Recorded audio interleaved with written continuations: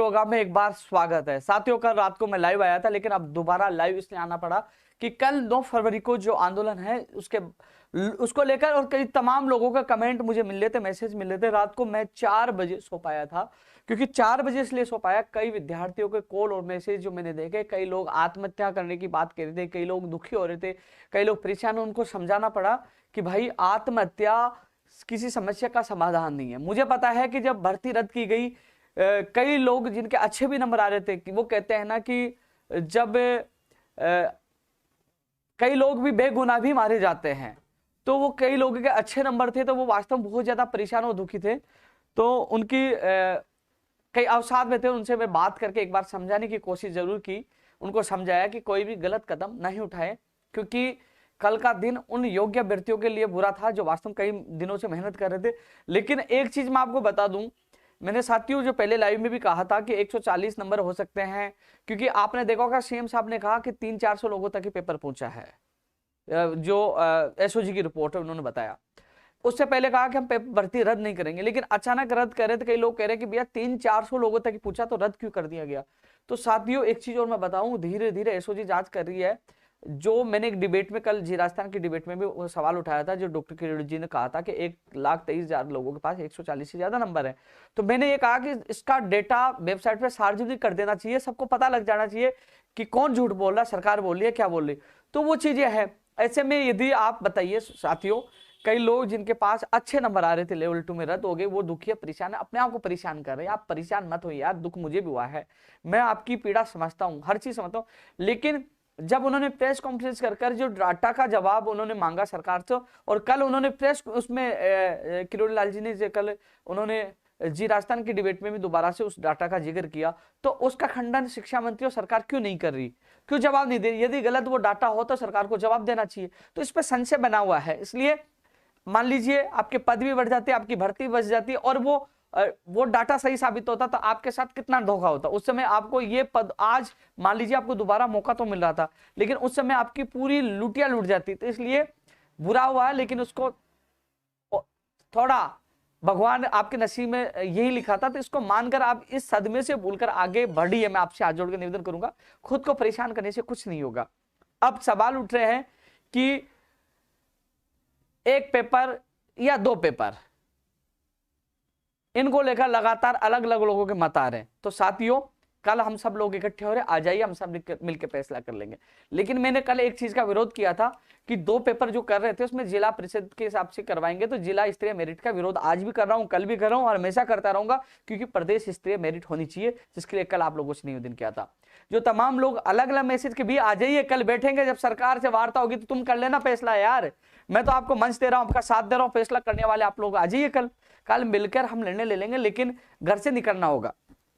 इसके अलावा जो फर्स्ट लेवल के कई लोगों के मैंने कहा, डाटा जब वेबसाइट पे आ जाएगा तो पता लग जाएगा क्या चीज है। कई लोग कह रहे उपेंद्र यादव मुझे फोन कर रहे थे, भाई साहब आप भर्ती की रद्द करने की मांग क्यों करें। भैया मैंने रद्द की मांग की नहीं, मैंने ये कहा है कि आपको पता है चोरी हुई कि एक पेपर थोड़ा निकाल के ले जाएगा, वो दोनों लेके गया होगा। डाटा सार्वजनिक करना चाहिए, और डाटा में सारी चीजें स्थिति स्पष्ट हो जाएगी कि वास्तव में कितने लोगों तक पेपर गया, कितने, आपको खुद को पता लग जाएगा कि आपसे ज्यादा नंबर किसके आ रहे हैं। तो कम से कम आप भी गलतफहमी में नहीं जियोगे, सारी चीजें स्थिति स्पष्ट हो जाएगी, तो कम से कम आपके जो संदेह है वो निकल जाएगा।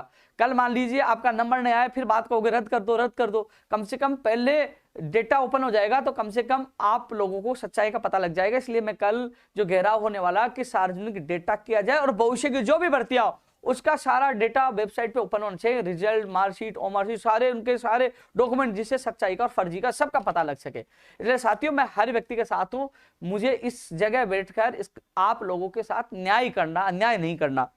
तो कई लोग लेवल फर्स्ट वाले कह रहे हैं कि सीबीआई की जांच करो, पद बढ़ाओ, रद्द करो, अलग अलग मत आ रहे हैं, अलग अलग लोग अलग अलग। लेकिन साथियों सीबीआई की जांच के लिए मैं पहले भी तैयार था, आज भी हूं, क्योंकि हमने आंदोलन खत्म नहीं किया। सीबीआई की जांच लेवल 2 रद्द की है, लेकिन सीबीआई जांच तो अभी भी हो सकती है। तो कल पूरी ताकत सीबीआई जांच के लिए लगा रहे हैं कि पेपर कहां कहां गया, कौन सरगना है, कौन नेता, सबका खुलासा होना चाहिए। क्योंकि रीट का खुलासा होगा तो जैन डिग्री, एसआई और लाइब्रेरियन सबका होगा। लेकिन एक सवाल उन लोगों के लिए जो जैन डिग्री के लिए सवाल उठा रहे थे, जो सवाल लाइब्रेरियन के उठा रहे थे, जो एसआई के लिए, इन भर्तियों को सब भूल गए। पता है कि रीट का होने वाला है, तो हम कहते देखो कई लोग ट्वीट कर रहे थे हमारी जीत हो गई। अरे तुम्हारी जीत कहाँ होगी, तुमने तो कहा था सीबीआई से जांच हो, सीबीआई की जांच को भूल गए, एसआई को भूल गए, लाइब्रेरियन को भूल गए, जेन डिग्री को भूल गए। अरे मैं तो साथ डिबेट लाइव सब जगह चिल्ला चिल्ला के उठा रहा हूं, मांग उठा रहा हूं ना, और कल भी उठा रहा हूं, लेकिन सब लोग भूल गए हमारी जीत हो गई। हमारी क्या जीत हो गई, तुम्हारी मांग तो सीबीआई की थी, ये जीत होती है क्या? आइए अब पता चलेगा आपको सच्चाई का। भाई रीट के लिए लगातार हम लड़ रहे थे और लोगों की मांग उठाते, अब पता चलेगा कि कौन अनशन करता, कौन लाठियां खाता। देखे एसआई के लिए, लाइब्रेरियन के लिए, जेन के लिए, देखते कितना आंदोलन करते। सच अब सामने आएगा उन लोगों का कि हमारी जीत हो गई। अरे जीत नहीं, जीत इस भ्रष्ट तंत्र की हुई है, इस भ्रष्टाचार की हुई है, पेपर लीक माफियों की हुई है। आज युवा बेरोजगार की हार हुई है। जब तक सिस्टम नहीं सुधरेगा, जब तक ये गिरोह को उखाड़ कर फेंक नहीं देंगे, ये भ्रष्ट सिस्टम नहीं सुधरेगा और ये सड़क चढ़े मगरमच्छ जो जेल में नहीं होंगे, तब तक बेरोजगार की जीत नहीं होगी। गैर जमानती कानून नहीं आएगा, मजबूत कानून नहीं आएगा, सिस्टम मजबूत नहीं होगा, तब तक बेरोजगार यूं ही हारता रहेगा, यूं ही दम तोड़ता रहेगा। ये जीत नहीं हुई। 5-5 लोगों में 10 लोगों में प्रदर्शन करने जीत नहीं होती है कि न्यूज में 5 लोगों की चल गई, बोले कि देखो हमने किया, ये हो गया। ये जीत नहीं है। जीत तब होगी जब मेरा बेरोजगार कहेगा कि मेरी परीक्षा पारदर्शिता के साथ हुई है, मुझे न्याय मिलेगा। इस बार नकल नहीं, इस बार पेपर लीक नहीं हुआ, इस बार फर्जीवाड़ा नहीं हुआ, कानून आ गया और हम संतुष्ट हैं, तब मेरा बेरोजगार खुश होगा, तब उस दिन मेरे बेरोजगार की, मेरी और आप सबकी जीत होगी। अभी हर व्यक्ति की हार है जब तक सिस्टम मजबूत नहीं बन जाए और प्रदेश के हर बेरोजगार को न्याय नहीं मिल जाए। अरे मगरमच्छ जेल के अंदर जानी चाहिए कि नहीं जानी चाहिए? सीबीआई की जांच होनी चाहिए कि नहीं होनी चाहिए? होनी चाहिए, और अंतिम क्षण तक हम सबको मिलकर लड़ना चाहिए। सीबीआई की जांच होनी चाहिए, क्योंकि नई भर्ती, इन्होंने कह दिया कि हम एग्जाम दोबारा से कराएंगे, रद्द कर दिया। आपने रद्द तो कर दिया, अब सीबीआई की जांच देने में क्या एतराज है? 6 महीने लगे, साल भर लगे, 2 साल लगे, 3 साल लगे, हम इंतजार करेंगे, क्योंकि भर्ती तो रुक नहीं रही ना, वो तो नहीं आ रही है ना, तो जांच देने में क्या दिक्कत है? इसलिए इस जांच के लिए कल पूरी ताकत लगाएंगे, पूरी ताकत लगाएंगे। जो तमाम लोग जो बयानवीर बने, साथियों नेता हैं ये, कई लोग जो अपने फॉलोअर बढ़ाने के लिए लगातार ये है, हमने ये करवा दिया, हमने ये करा दिया, अब देखना कहां लुप्त हो जाएंगे। अब चाहिए ना, अब आए मैदान में साथ। इसलिए साथियों, हमें हमारी लड़ाई हमें खुद को लड़नी है। कल सुबह मैदान में उतर रहे हैं, आप लोगों को आना है। ये जो लाइव इसलिए महत्वपूर्ण है, मैं आप लोगों को एक चीज समझाने की कोशिश कर रहा हूं। ये लाइव क्यों महत्वपूर्ण है, एक चीज बताने की कोशिश कर रहा हूं।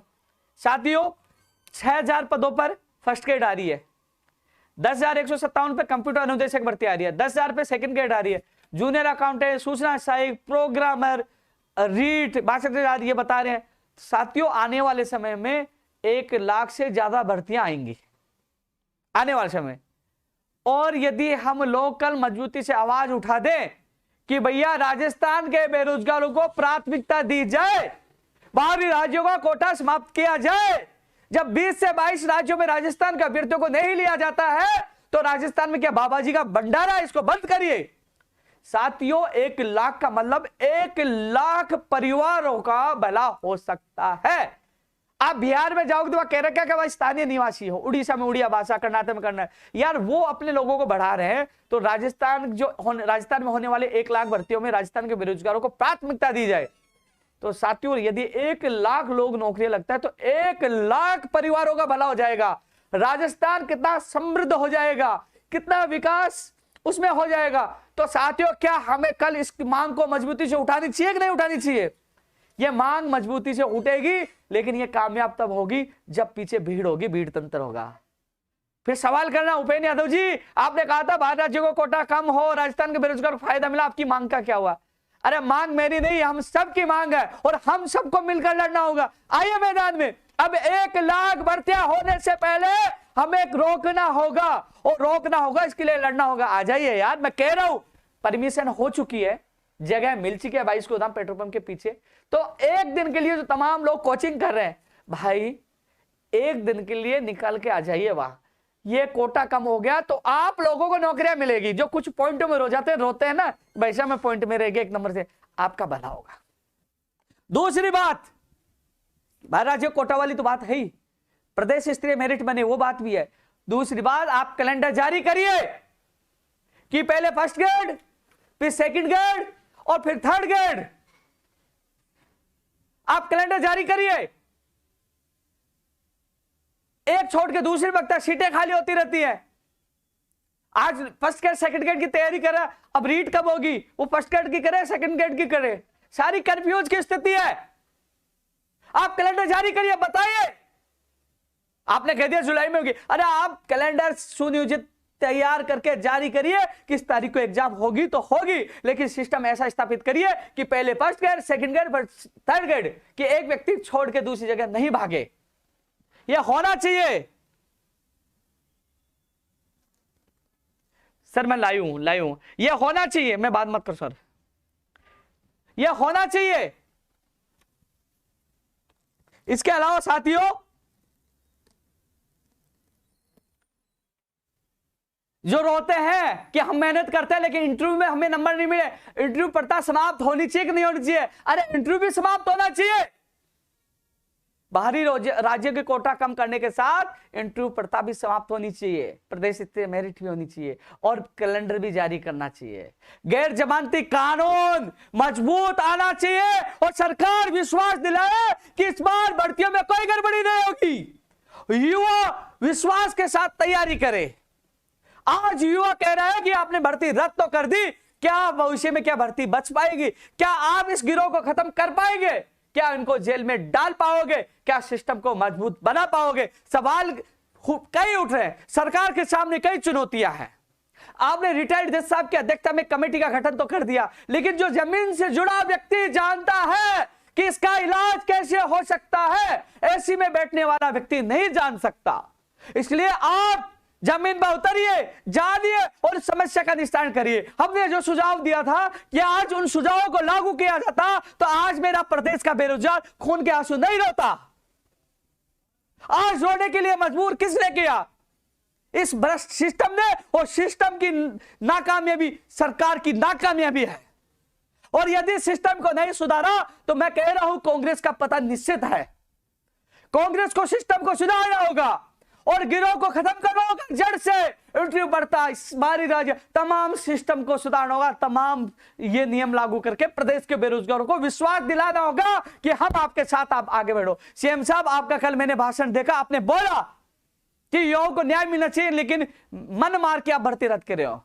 आप कहते हैं कि हम बख्शेंगे नहीं, हर व्यक्ति को जेल में डालेंगे जो दोषी होगा, और सख्त कानून ऐसा लेके आएंगे जो देश में पहला राज्य होगा कि यहां सख्त कानून लेके आए। करिए घोषणा, युवा स्वागत करेगा, युवा धन्यवाद देगा कि आप उम्र कैद की सजा का प्रावधान करोगे, संपत्ति जब्त करने का प्रावधान करोगे, बाहर राज्य का कोटा कम करके राजस्थान के बेरोजगार को प्राथमिकता दोगे, कैलेंडर जारी करोगे और युवाओं को कहोगे कि इस बार आपके साथ अन्याय नहीं होगा। लोग सैल्यूट करेंगे और आपका साथ देंगे और कांग्रेस का पता नहीं विकास होगा। अन्यथा पता निश्चित है कि युवाओं में आक्रोश है, क्योंकि भर्तियां आपने निकाली है। मैं मानता हूं, आपको धन्यवाद दिया है, धन्यवाद देने के बावजूद मुझे कई लोगों से गाली खानी पड़ी। लोग तो कहने लगे कांग्रेसी है, कई लोगों ने कहा ये तो सरकार से मिला हुआ, क्योंकि आपने अच्छे काम किए, मैंने धन्यवाद दिया। लेकिन अब जहां गलत होगा मैं खुला विरोध करूंगा, चाहे मुझे जेल में डालिए, चाहे लाठीचार्ज करिए, चाहे गोली मारिए, क्योंकि गलत का विरोध करना मेरा कर्तव्य, मेरा धर्म है और मैं मरते दम तक विरोध करूंगा। क्योंकि सिस्टम में सुधार नहीं होगा जब तक मेरे बेरोजगारों के घर में खुशियां नहीं आएगी, उनके चेहरों में खुशियां नहीं आएगी। मैं लड़ता रहूंगा, जिसमें जितना दम है रोकना रोक लीजिए, जेल में डालना डाल दीजिए, मारना मार दीजिए। मुझे पता है कि मेरे पीछे तो गैंग भी पड़ी है मारने के लिए, सिस्टम भी पड़ा है, बड़े बड़े राजनेता लोग पड़े हैं, लेकिन मैं सच के लिए लड़ रहा हूं और लड़ता रहूंगा और 9 तारीख को कल भी लड़ूंगा। लेकिन युवा साथियों, आपको सड़कों पर इस लड़ाई में आना होगा।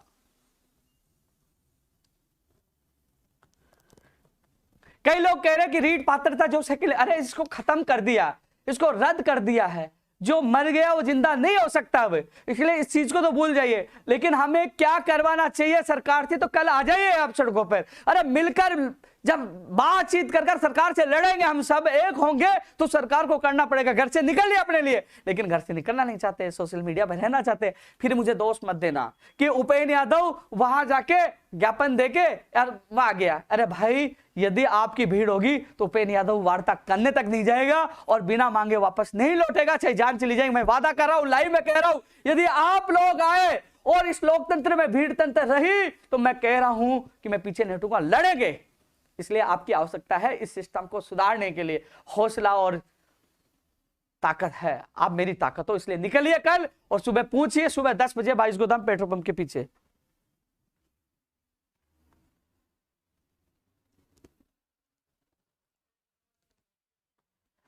परीक्षा केंद्र आप सिस्टम स्थापित मजबूत कर दोगे तो दूर 500 किलोमीटर दूर आपको परीक्षा केंद्र देने की आवश्यकता नहीं होगी, गृह जिले में आप परीक्षा केंद्र दे पाओगे। और जो डेटा ओपन करने की बात कर रहा हूं ना, किसके कितने नंबर आए, ये सारे ओमार शीट, सारे रोल नंबर, वो हर भर्ती परीक्षा में पारदर्शिता के साथ ओपन किया जाए, हर व्यक्ति को पता चले। क्योंकि पड़ोसी बता सकता है कि भाई पढ़ने वाला नहीं है, जो गाड़ी है, तो वो पता कर सकता है कि भैया मैं इसका डेटा चेक कर लेता हूं। और तो हर चीज की स्पष्टता होनी चाहिए। अभी स्टर्नो के जो अभ्यर्थी जयपुर में आए हैं 100-150 लड़के बैठे हुए हैं, भैया मैं लाइव से फ्री होते हुए आपके पास आता हूं, और आप आज चेयरमैन साहब से मैंने फोन लगाया तो उठाए नहीं, मुलाकात होगी तो ठीक है, निकल लड़ेंगे, आप भी वहां के लिए तैयार हो, मैं आपके बीच में थोड़ी देर में आऊंगा। जो साथियों, कई लोग पीटीआई भर्ती के अभ्यर्थी 461 में 20-40 बार दे दिए, कम ही है, आप घर से निकलिए कल। पीटीआई भर्ती के जो अभ्यर्थी है, जेएन डिग्री भर्ती के जो अभ्यर्थी हैं, उनसे कनिष्ठ अनुदेशक भर्ती के भैया आप आ जाइए। यदि बाहरी राज्यों का कोटा भी कम करवाना है, गैर जमानती कानून में विज्ञप्ति भी लानी है, और आपके पद भी बढ़वाने, लड़ना तो पड़ेगा हर चीज के लिए भाई, निकलिए। और जो तमाम लोग मुझे अभी फोन कर रहे थे, भाई साहब मिलना है, भाई साहब ये मांग है, भाई साहब आप याद करते हो तो मैं आपके साथ रहता हूं, कि मैं कहता हूं हाँ 9 तारीख के साथ आपके साथ हूं, मैं हर जगह जाता हूं। अब मुझे आवश्यकता आप लोगों की, जिसकी मांग नहीं भी हो, लेकिन युवा के नाम पर, युवा के भविष्य बचाने के नाम पर आइए कल, मैं इंतजार करूंगा। जो कोई भी उनके अभिभावक भी आना चाहिए, आइए प्लीज आइए। युवाओं के भविष्य के साथ खिलवाड़ रोकिए यार, हम लड़ेंगे तो जीतेंगे। युवाओं के साथ भावनात्मक खेल खेलने वाले बहुत लोग हैं कि हम ये कर देंगे, वो कर देंगे, हमारी जीत हो गई, हमने ये कर दिया। अरे यार क्या जीत हो गई, आज युवा रो रहा है, कहां सिस्टम सुधरा, अकेला इस सिस्टम से लड़ रहा हूं। लेकिन अब आप लोगों को आना होगा और इस लड़ाई को जीतना होगा। सीबीआई की जो मांग हम कर रहे हैं, इसलिए कर रहे हैं कि मगरमच्छ जेल के अंदर जाना चाहिए, क्योंकि मैं सीबीआई की मांग अंतिम क्षण तक इस मांग पर अड़ा रहूंगा, क्योंकि इन गिरोह के राजनेता संरक्षण कौन देने वाले हैं, उनकी बेनकाब, उनका पोल खोलना चाहिए, बेनकाब होने चाहिए। इसलिए साथियों, आप सबसे मेरा निवेदन है, प्लीज प्लीज, जयपुर में लाखों की संख्या में बेरोजगार रहते हैं, कोई आवाज उठाने वाला नहीं आएगा निष्पक्ष, जो आप लोगों के लिए सीधा सरकार से टकरा रहा है, आपकी मांग उठा रहा है, केवल सिस्टम को सुधारने के लिए। मेरी कोई व्यक्तिगत दुश्मनी कांग्रेस और बीजेपी से नहीं है। मैं कहना चाहूंगा कांग्रेस के तमाम वर्तमान सरकार के नेताओं से हाथ जोड़कर कि मेरी कोई व्यक्तिगत दुश्मनी नहीं है, मैं केवल युवा बेरोजगारों का भविष्य बचाना चाहता हूं। मैं वादा करता हूं, मैं विश्वास, मैं स्टाम्प पे लिख के देने के लिए तैयार हूं कि आप बेरोजगारों का भविष्य बचा लो, सिस्टम स्थापित कर दो और ये मांगे पूरी कर दो, फिर मैं राजस्थान बेरोजगार एकीकृत महासंघ हमेशा के लिए मैं खत्म कर दूंगा। इस संगठन को ही खत्म करके, बंद करके मैं घर चला जाऊंगा। मैं आप लोगों से हाथ जोड़ के निवेदन कर रहा हूं कि हम कोई राजनीति नहीं करें, हम युवाओं का भविष्य को बचाना चाहते हैं, मजबूत सिस्टम स्थापित करना चाहते हैं, मगरमच्छों को जेल में डालना चाहते हैं, गिरोह को खत्म करना चाहते हैं, बाहर राज्यों को कोटा समाप्त हो, प्रदेश के बेरोजगारों को प्राथमिकता मिले, कैलेंडर जारी हो, और ये तमाम जो चीजों के लिए हम लड़ रहे हैं कि पेपर लीक नहीं हो, भ्रष्टाचार नहीं हो, एंट्री प्रथा समाप्त हो, ये सारी चीजें मांग मान लीजिए। मैं वादा कर रहा हूं, आप कहोगे तो 1000 रुपए के स्टाम्प पे मैं लिख के दे दूंगा कि मैं बेरोजगार एकीकृत महासंघ खत्म कर दूंगा, मैं छोड़ के चल दूंगा। मैं वादा कर रहा हूं, मैं इस लाइव में बोल रहा हूं, हाथ जोड़ के निवेदन कर रहा हूं कि मैंने रात को कई लोगों को समझाया, कई लोगों के आंसू देखे, मुझे नहीं देखा जाता। मैं इमोशनल नेचर का व्यक्ति हूं यार, मुझे आंसू नहीं देखे जाते किसी के, मुझे राजनीति करना नहीं आता, मैं लोगों की भावनाओं से जुड़ा हूं, मैं उनकी आंसू नहीं देख सकता, मैं लड़ता हूं उनके लिए, क्योंकि मुझे दुख होता है यार जब उन लोगों के, मैंने एक लड़की का ऑडियो आपने सुना, वो अपने ससुर के फोन करके रो रही है यार, कई लोगों का आंसू बहुत रो रहा है यार, गांव के ग्रामीण परिवेश के वो लोग आते हैं। मैंने 10 साल, मुझे राजनीति करनी होती तो मैं 10 साल में किसी पार्टी में चला जाता। मैं इस सिस्टम को सुधारने के लिए लड़ रहा हूं, अंतिम सांस तक लड़ रहा हूं। कितनी बार जेल गया हूं, राजस्थान में सबसे ज्यादा 8 बार अनशन करने वाला, 8-9 बार अनशन करने वाले व्यक्ति में हूं, सबसे ज्यादा जेल जाने वाला व्यक्ति में हूं, सबसे ज्यादा लाठियां खाने वाला व्यक्ति हूं, सबसे ज्यादा प्रदर्शन करने वाले व्यक्ति हूं, और सबसे ज्यादा चक्कर काटने वाले व्यक्ति में हूं, वो भी ईमानदारी और निस्वार्थ की वजह से। षड्यंत्र रचे जाते हैं, ट्रोल आर्मी आती है, बड़े बड़े लोग आते हैं, कोशिश की जाती है कि रोके, इसको खत्म करे, लेकिन जब तक मेरा प्रभु मेरे साथ है, जब तक मेरे साथ मेरे युवा है, कोई कुछ नहीं बिगाड़ पाएगा, क्योंकि ईमानदारी और सच्चाई, युवा, ये तीन मेरी ताकत है। अंतिम क्षण तक इस ताकत के बदौलत मैं पूरी सरकार, बड़े बड़े नेताओं से लड़ूंगा, लड़ता था और लड़ता रहूंगा, चाहे आप मुझे मरवा दीजिए। मुझे पता है, क्योंकि मैं जान हथेली पे लेके चलता हूं, मुझे पता है। हालांकि मुझे मेरा परिवार, माँ बाप सब कहते हैं क्यों दुश्मनी ले रहा है, लोग आपको मार जाएंगे, लेकिन मैंने कहा कि एक मेरा परिवार दुखी होगा मेरे मरने से, लेकिन मेरे मरने से प्रदेश के लाखों बेरोजगारों का परिवारों में खुशी आती है, वो मुझे मंजूर है। क्योंकि इस सिस्टम को किसी न किसी को तो सुधार करवाना होगा, लड़ना होगा, बलिदान देना होगा, त्याग करना होगा।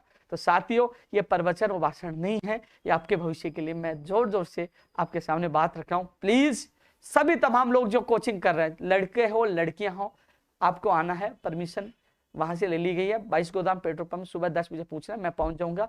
इस लड़ाई को हम लोगों को जीतना है, सबको मिलकर लड़ना है। अभी ये कमेंट तो बहुत तेज बग रहे हैं।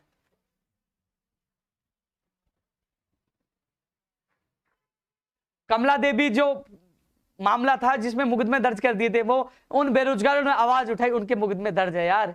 नेकीराम जो कहा था मुकदमे वापस ले लेंगे, सरकार ने वो वादा पूरा नहीं किया। वो प्रहलाद तंवर, उसका बच्चा, वो प्रहलाद जी तंवर जो एक बच्चे के बाप है, वो रोज फोन करते हैं यार कि हमारे बच्चे की क्या गलती थी। क्या मुकदमा दर्ज करके एक बेगुनाह को फंसाना अनुचित नहीं है? क्या ये न्याय, इनके साथ न्याय है, अन्याय नहीं है?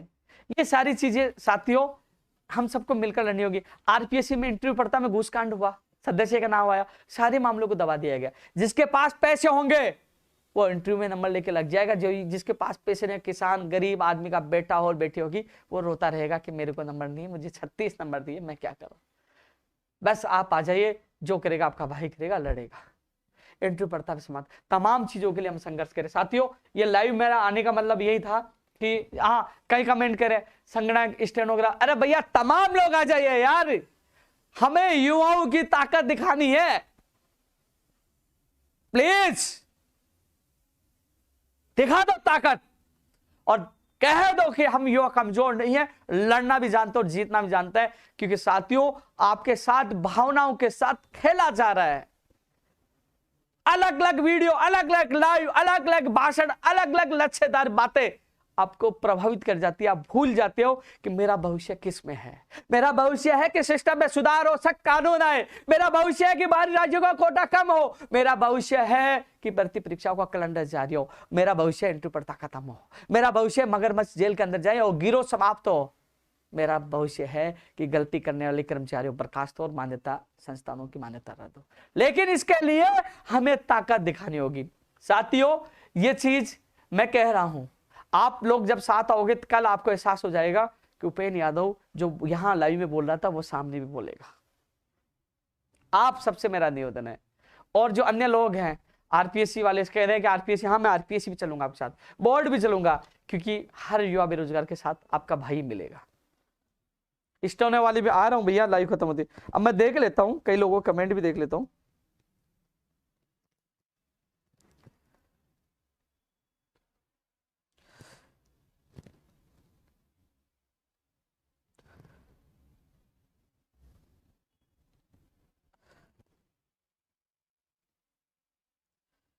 भूदेव भाई, मुझे पता है, मैं 4 बजे तक सो नहीं पाया, क्योंकि मुझे दर्द पता आप लोगों का यह है कि गलती करने वाले कर्मचारियों पर खास विशेष शिक्षक के भी जो आ रहे हैं, भैया आ जाइए, आप भी विशेष शिक्षक वाला आ जाइए, मैं बुला रहा हूँ। आओ गौरव जी, आ जाओ। विशेष शिक्षक तमाम लोग, कपिल, दीपेंद्र और अशोक और राजेश और ये जो पुरानी टीम है, सब पूछिए आप लोग, है ना। योगेश मीना संता जी कह रहे बाबा के साथ क्यों नहीं लिखते। योगेश भाई, बाबा किरोड़ीलाल बाबा जी अच्छा काम कर रहे हैं, बहुत अच्छे व्यक्ति है, अच्छा कार्य, मैं सैल्यूट करता हूं, लेकिन उनके साथ लगते मुझे बीजेपी का या फिर बाबा का आदमी घोषित करके ये अपनी मांगों को दबा देंगे कि ये पॉलिटिकल कर रहे हैं, किसी के इशारे पे कर रहे हैं, पार्टी के इशारे पे कर रहे हैं। और ये नहीं, जब बीजेपी हो तो यदि मैं कांग्रेस के साथ लगता तो वो भी, यानी कोई सत्ता में कोई सी भी हो, उनको बहाना चाहिए आरोप लगाने का, अपने बेरोजगारों के काम रुक जाएंगे, इसलिए मैं साथ नहीं जा रहा। मैं इज्जत और सम्मान पहले भी करता, आज भी करता हूं, मजबूरियां है क्योंकि मेरे बेरोजगारों के काम करवाने। अभी आपने देखा प्रयोगशाला सहायक भर्ती 2018 की जो लंबित थी, अब उसके परिणाम जारी हो गया, कंप्यूटर अनुदेशक, टेक्निक हेल्पर, ग्राम विकास अधिकारी, और अब है ना इसमें पंचायत राज एलडीसी भर्ती का जो कल अचानक कैबिनेट मीटिंग बुलाई गई थी, लेकिन अब दोबारा मीटिंग जो भी होगी ना, उस मीटिंग में पंचायत राज एलडीसी भर्ती 2013 को भी हरी झंडी मिल जाएगी। 9 साल बाद उनको भी न्याय मिलेगा। पंचायत जो नर्सिंग भर्ती 2013 जो सुभाष गर्ग साहब ने वादा किया था, भाई ये संकट के बादल आपके ऊपर, सुभाष जी आपके ऊपर है, आप इन बहनों के आंसू जरूर पूछते, इनका वादा पूरा करोगे ना तो शायद आप जीवन में सुखी रह पाओगे, क्योंकि आपने इनसे वादा किया था। ये लोग रोज आपको याद करते हैं।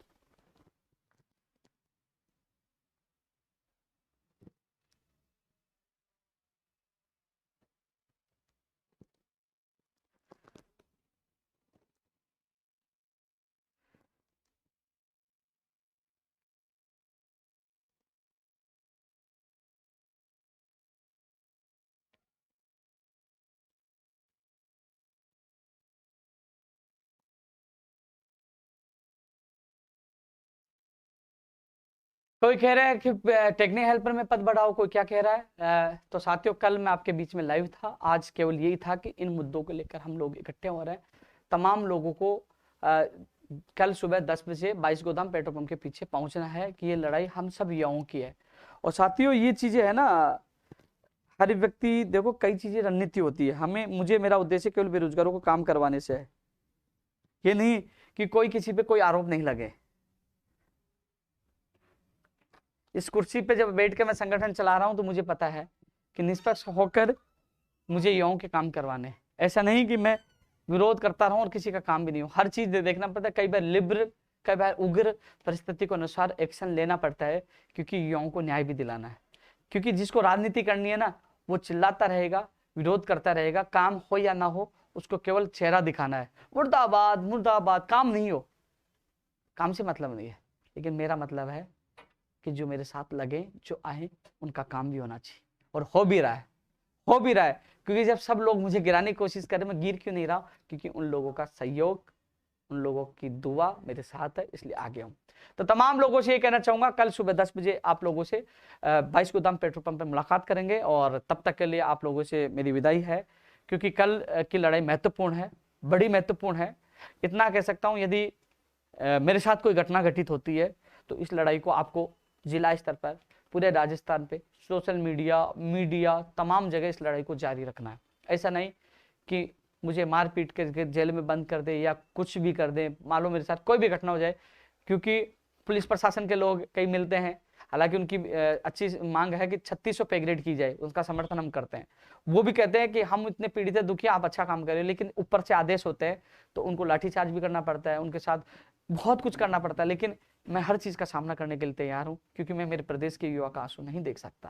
तो इसलिए साथियों, मान लीजिए कोई षड्यंत्र होता है, कोई साजिश होती है, या खत्म करने की कोशिश की जाती है, या मुझे जेल में फिट किया जाता है, कुछ भी किया जाता है, ऐसे में यह लड़ाई नहीं रुकनी चाहिए। यह लड़ाई उपेंद्र यादव की नहीं है, यह लड़ाई प्रदेश के हर युवा की है, हर उन माँ बाप की है जो सपना देखते अपने बेटा और बेटी के लिए, सिस्टम में सुधार के लिए है। इसलिए साथियों, जो कुछ भी हो, हम सबको इस लड़ाई को लड़ना है। सोशल मीडिया, जिला स्तर पर, सब जगह इस लड़ाई को जारी रखना है। जय हिंद, जय भारत।